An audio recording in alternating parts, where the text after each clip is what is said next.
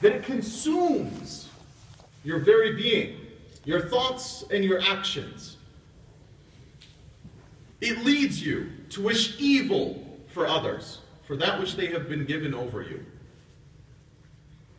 Warning us of this, our blessed messenger and prophet, peace and blessings be upon him, stated, beware of jealousy. He warns us. It's a warning. It's something we should be afraid of. Beware of envy. Beware of jealousy. For verily it destroys the good deeds, just as fire destroys wood.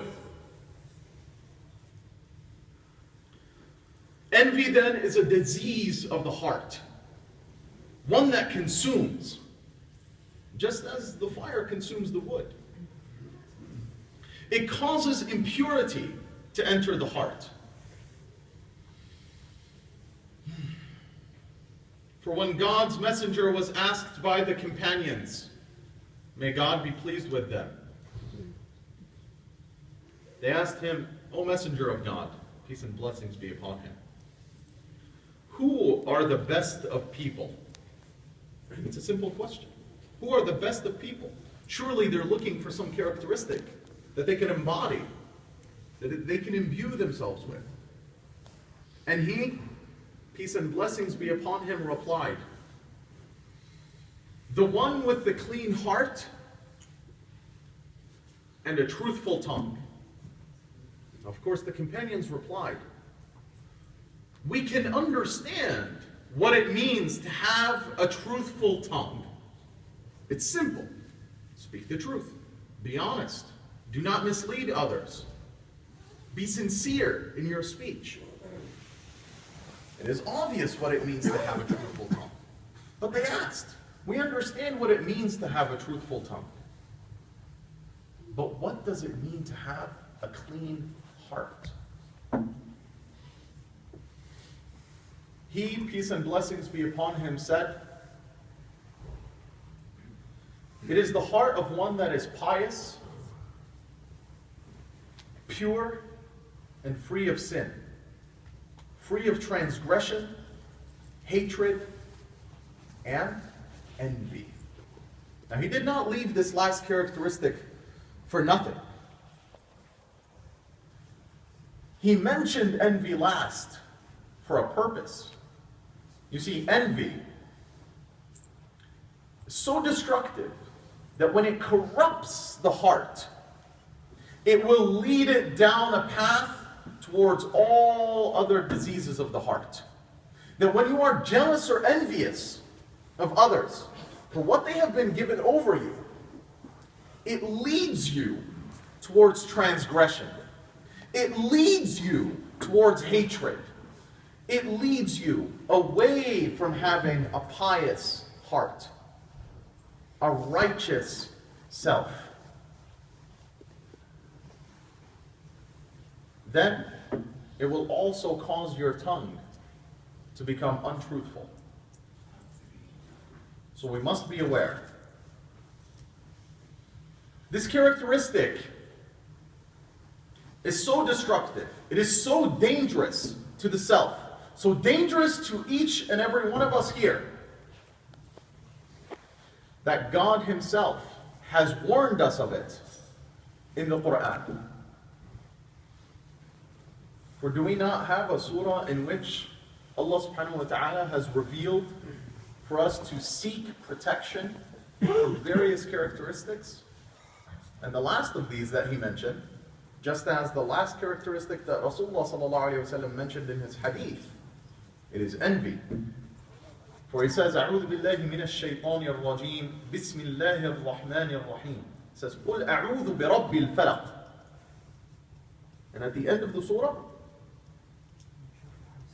شر حاسد إذا حسد. Say, I seek refuge in the Lord of the dawn. And at the end of the surah, the last characteristic that is mentioned is envy. It says, say, I seek refuge, I seek protection from the Lord of the dawn, from Allah, from God. from the evil of the envious person when he envies. I seek refuge from jealousy. And it was mentioned last for a reason. For as it was stated previously, it leads towards all other diseases of the heart. It is so destructive, so dangerous. We must seek protection from it. For if we do not, it can even cause a person to indulge in disbelief. It causes you to feel that God has been unfair towards you. It causes you to question the fate and destiny which God has prescribed for you and for others. That perhaps you may, in the deep recess of your heart, ask, why is it that I have been denied such and such a thing when this person has not? Why has this person been given such and such a thing and I have not? That question, that feeling, so destructive, it leads you down a path of disbelief.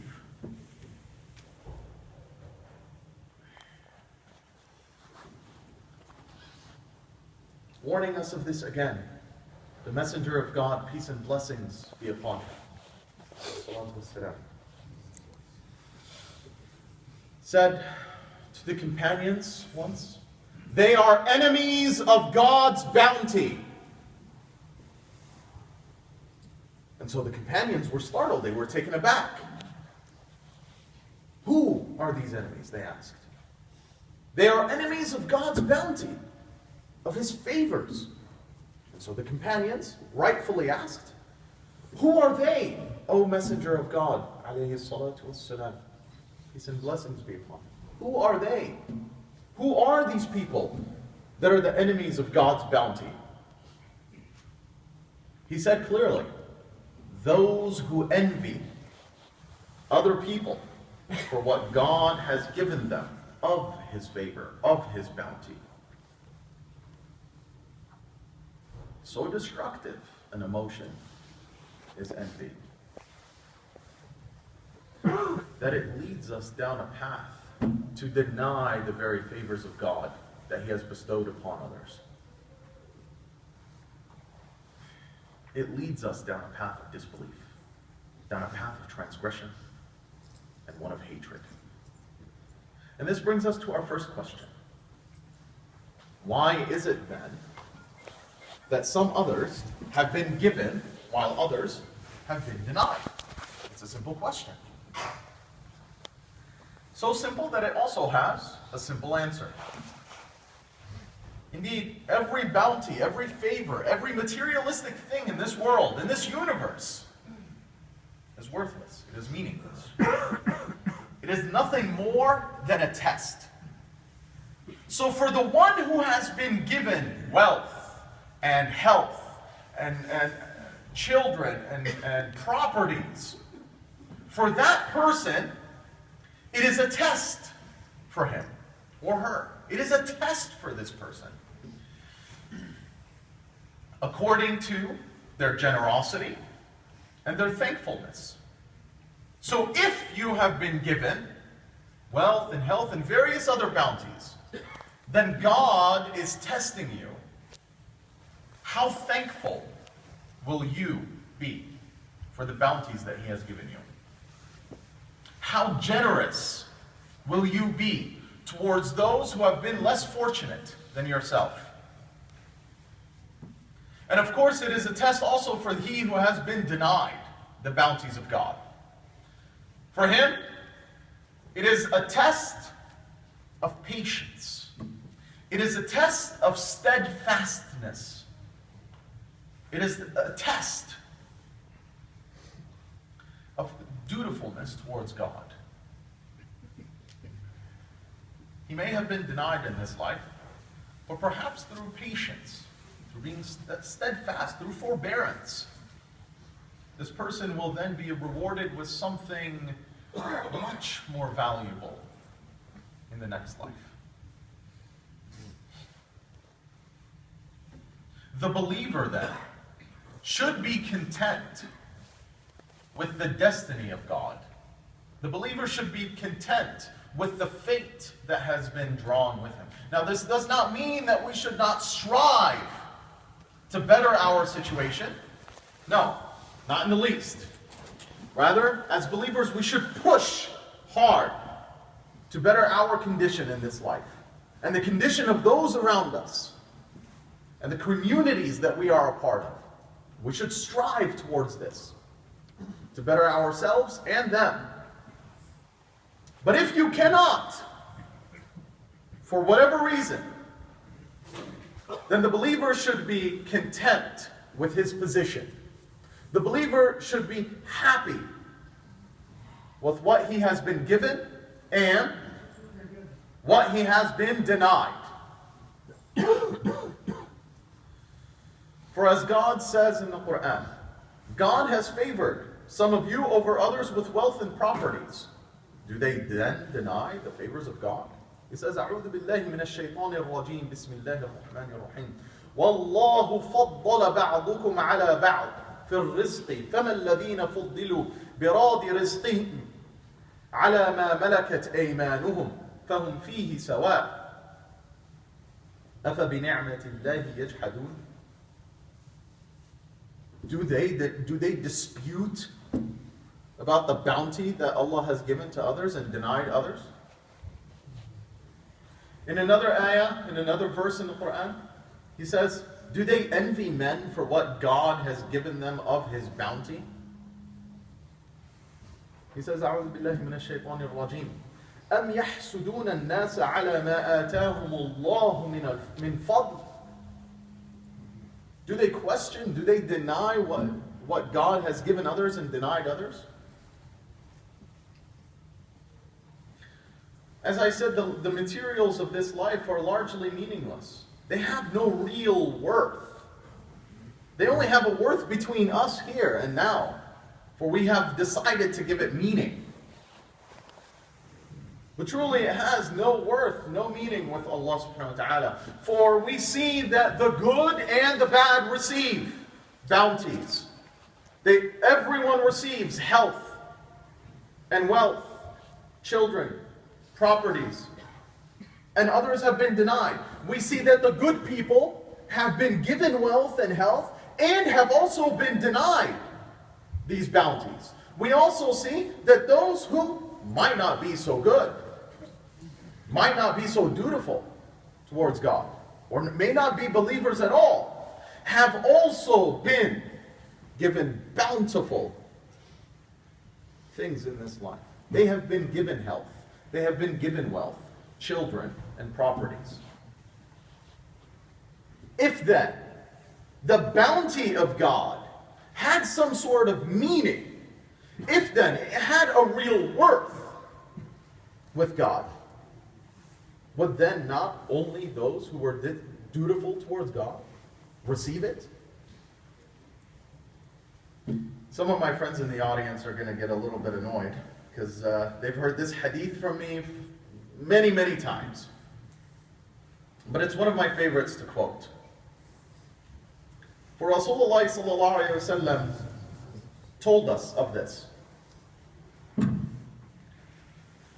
He said, peace and blessings be upon him, if this world were worth a mosquito's wing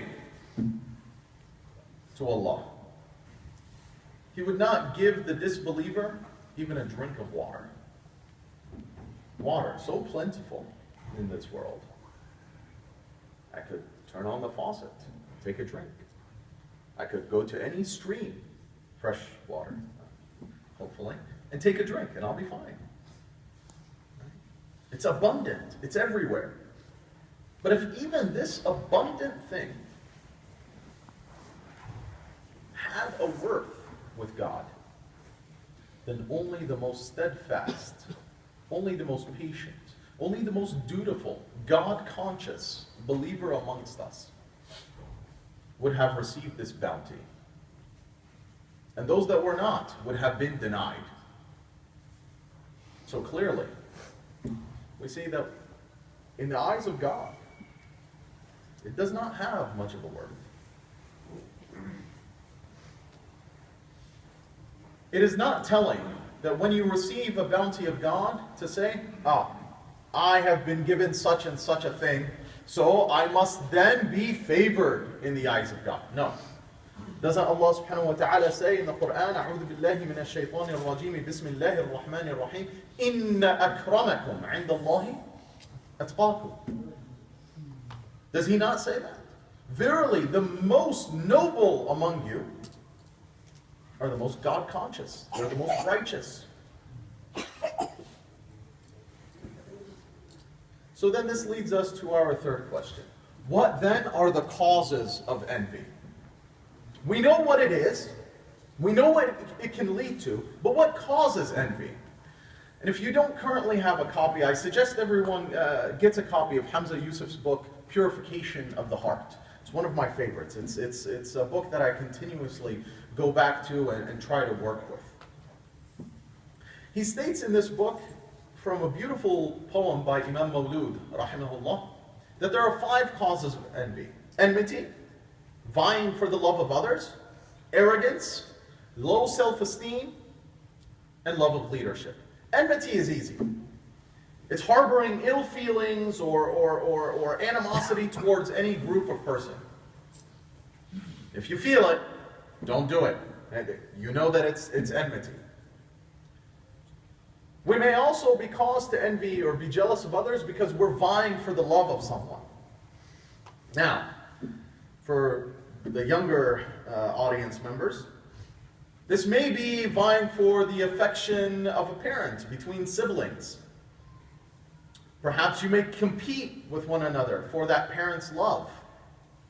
Or it could be just competing or vying for someone's love or affection otherwise. And you may become jealous because this other person whose love you so covet and desire, they may have given this love to someone else.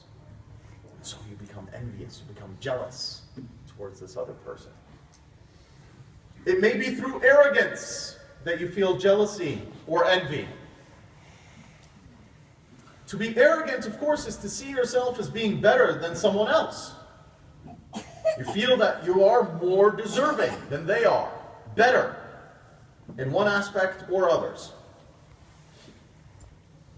An example of this could be someone who has been given a position of influence or power, perhaps in the workplace, a promotion that you have been denied, but they've been given. And you see yourself as more qualified than this other person.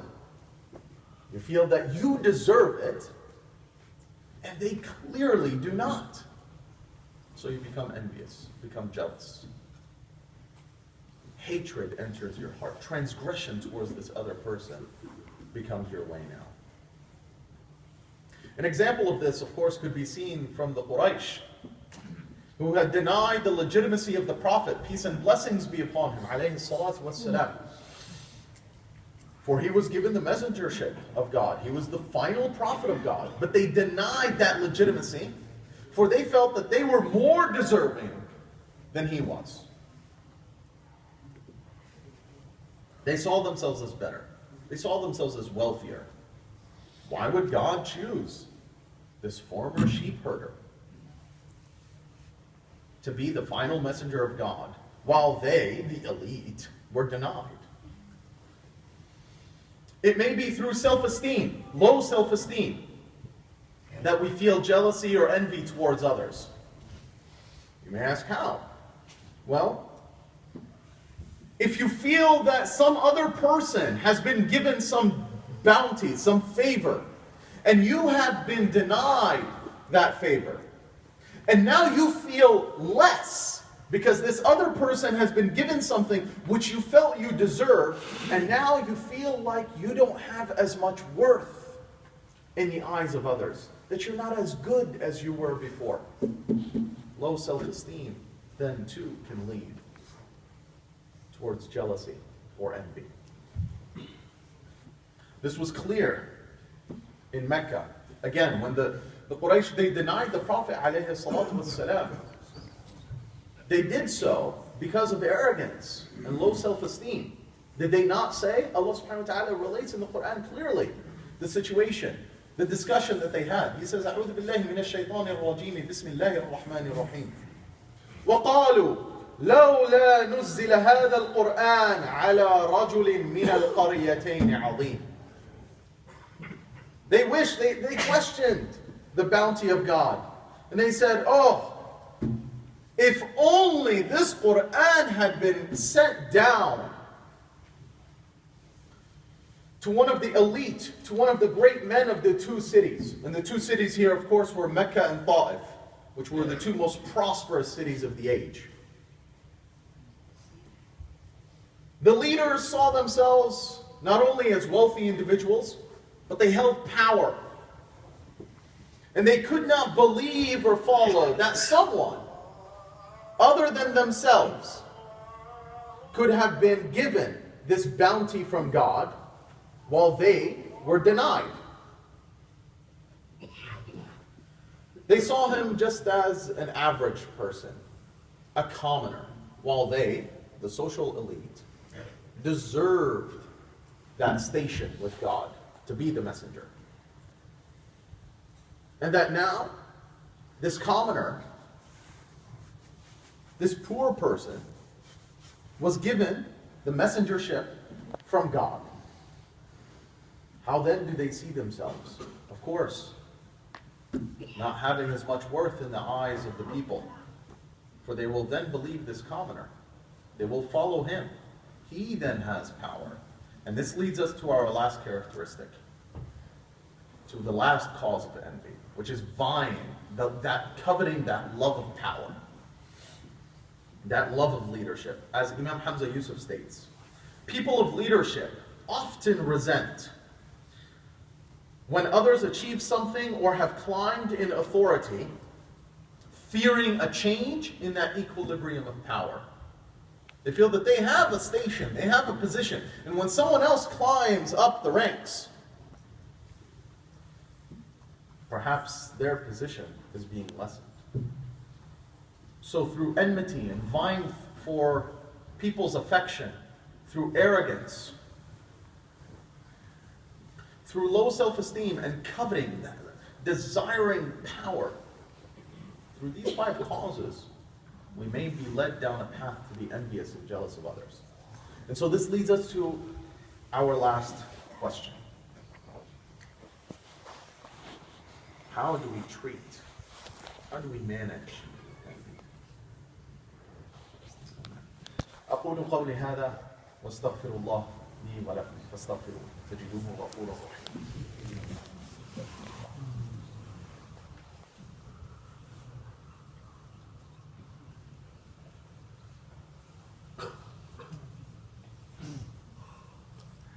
الحمد لله والصلاة والسلام على رسول الله وعلى آله ومن والاه.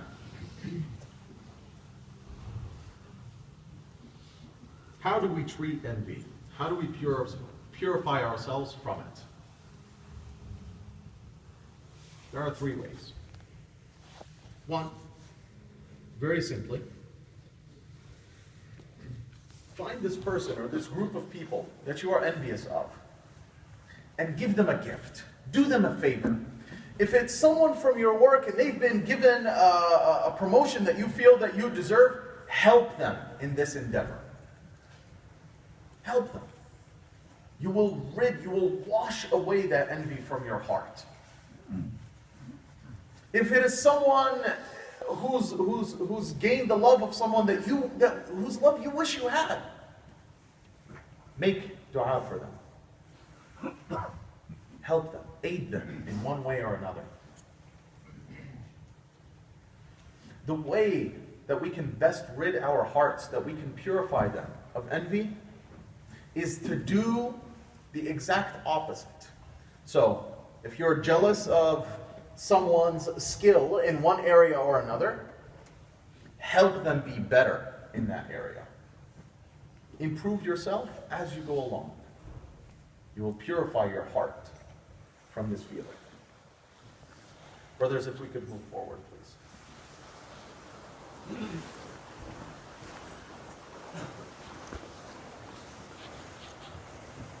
A friend of mine, when I was relating and preparing my topic for the khutbah, gave me a very good piece of advice. He said, one of the ways that he has learned and was told to get rid of envy, one of the best remedies is dua. Not only asking Allah subhanahu wa ta'ala to clean your heart from envy, but also to help this other person. So make dua, supplicate that God helps this other person. And lastly, of course, before we close, envy only hurts the person who's envious. It burns your good deeds. It doesn't burn another person's good deeds. It harms you. It doesn't harm another person. It's within human nature not to harm ourselves. So if you, as we are all intelligent members here, if you know that this thing causes you harm, then the best solution is to avoid it. Because you know that by doing such a thing, you're causing yourself harm. You're burning through your good deeds. Your account with God is being lessened for every moment that you have this feeling in your heart. So protect yourself from it and avoid it completely.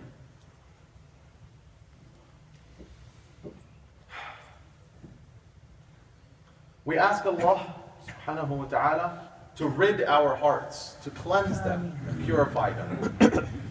We ask Allah subhanahu wa ta'ala to purify our hearts from envy. We ask Allah subhanahu wa ta'ala to aid all the persons that we are jealous or envious of, to better their situation and station with Him. We ask Allah subhanahu wa ta'ala to guide us and to guide others by us.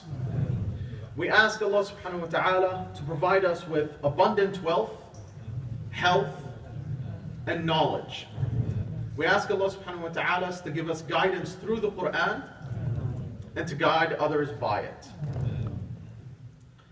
Allahumma salli wa sallim wa barik ala Sayyidina Muhammad wa ala alihi wa sahbihi wa man tabi'ahum bi ihsanin ila yawm ad-din. Allahumma inna nas'aluka ilman nafi'an ورزقا طيبا وعملا متقبلا اللهم فقهنا في الدين اللهم اهدنا واهد بنا اللهم اشفنا واشف مرضانا وارحم موتانا ربنا آتنا في الدنيا حسنة وفي الآخرة حسنة وقنا عذاب النار.